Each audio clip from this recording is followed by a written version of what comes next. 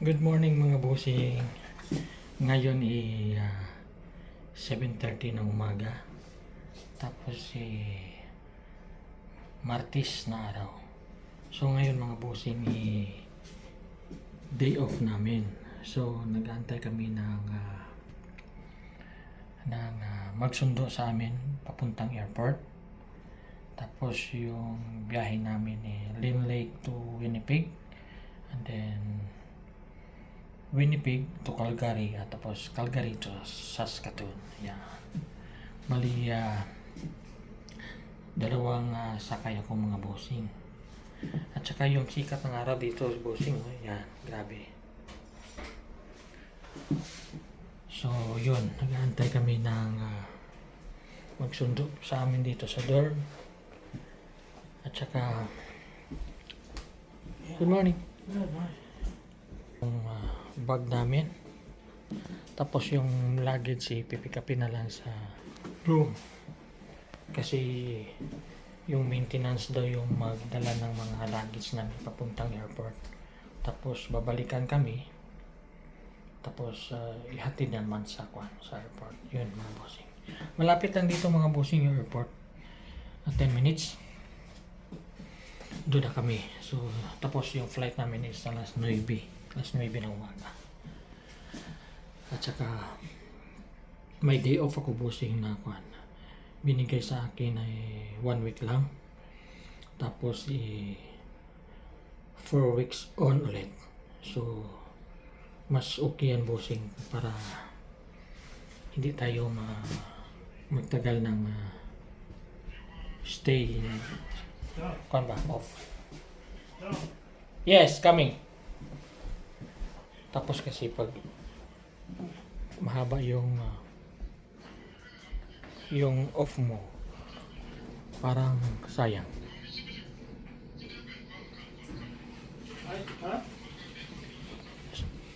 So yun mga bossing. Tapos sa sunod na day off ko, sa pagbalik ko mga bossing 4 weeks ako pagbalik ko. 4 weeks ako, tapos yung day off ko na binigay nila is 2 weeks na.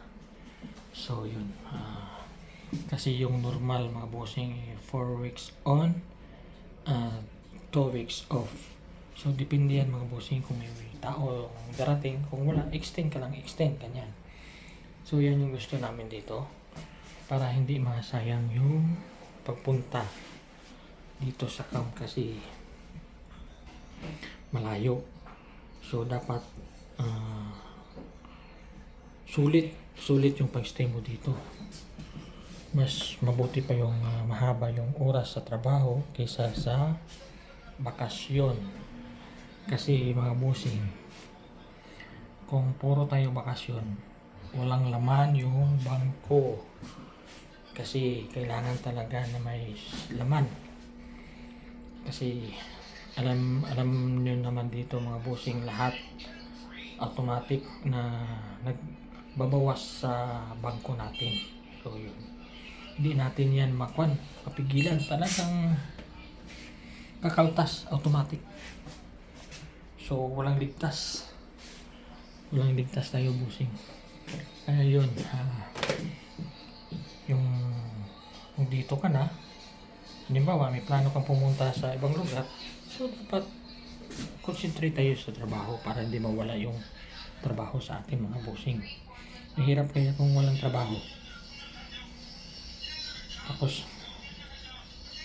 ngayon may kunting kwento ako Canada na to, pero mayroon pa rin Pilipino na walang bahay.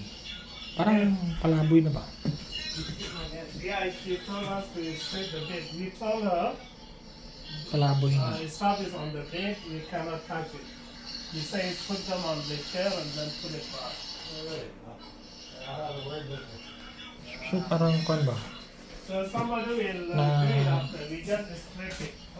Nalulung sila sa bawal na gamot mga bossing. Kaya yun ang nangyari. But she Yung just told us. yung ginagawa nila sa Pilipinas dinala pa nila dito sa Canada. So yun mga bossing, yung nangyari sa ibang mga Pilipino na nandito. naging homeless na ba? So yun. Kawawa. Marami rin na tumutulong sa kanila pero yun yung pinili nila. So wala tayong magagawa pag ganyan yung gusto ng isang tao, mga bossing. So yun mga bossing, thank you for watching. Sana yung hindi pa nakasubscribe sa YouTube channel ko, please mga bossing, supportahan nyo naman ako. At They saka say we ingat palagi at maraming salamat sa inyong lahat. Mga boss. yeah.